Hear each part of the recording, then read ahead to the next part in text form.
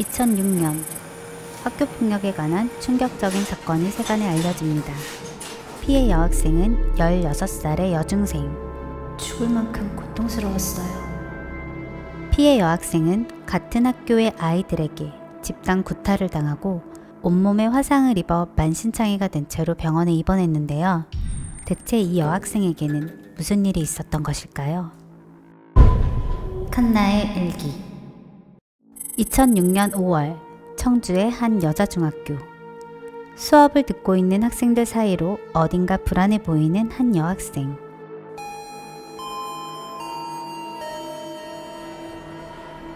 쉬는 시간이 되자 3명의 아이들이 그 여학생에게 다가갑니다. 지영아, 우리 지영이 돈 가져왔어? 아니. 뭐? 크게 말해, 안 들리니까. 아니, 못 가져왔어. 그래? 그럼 내 부탁 하나만 들어줘. 내가 머리를 좀 해야 되는데 온도 측정이 잘 안 돼서 도와줄 수 있지? 그 순간 다른 2명의 학생들이 지영이의 팔을 잡고 고데기로 찢었습니다. 묻는 말에 대답을 하지 않는다는 이유로 처음 시작된 폭행은 점점 수위가 높아졌는데요. 고데기로 팔을 찢어 화상을 입히고 상처가 아물 때쯤 상처 부위를 강제로 뜯어내는가 하면 화장실에서 윗옷을 벗기고 가슴 부위를 옷핀으로 긁어 상처를 내는 등 잔인함을 보였습니다. 피해 학생은 20일 넘게 이어진 폭행과 화상으로 인해 꼬리뼈가 튀어나오는 등 전치 6주의 상해를 입으며 병원에 입원하였고 사건이 세상에 알려지게 됩니다.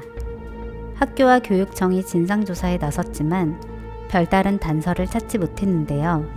결국 경찰에서 나서서 해당 사건을 조사하게 됩니다. 대체 너한테 누가 이런 짓을 한 거니? 경찰의 질문에 피해 소녀는 3명을 지목하게 됩니다.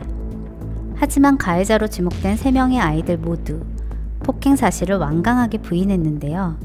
급기야 가해자로 지목된 아이들의 부모님까지 나서 자녀들의 억울함을 호소했습니다. 피해 소녀와 가해자로 지목된 이들의 주장이 엇갈리는 상황. 경찰은 사건을 처음부터 다시 짚어보기로 했는데요. 피해 학생과 제일 친했던 친구를 소환해 조사를 하게 됩니다. 거기서 밝혀진 뜻밖의 사실. 제가 그랬어요. 바로 가해 학생은 기존에 지목된 3명의 학생들이 아니라 그녀와 제일 친한 친구였는데요. 그녀는 피해 여학생 곁에서 친구인 척 행동을 하면서 그녀 바로 옆에서 폭력을 행사하고 있었던 것이었습니다.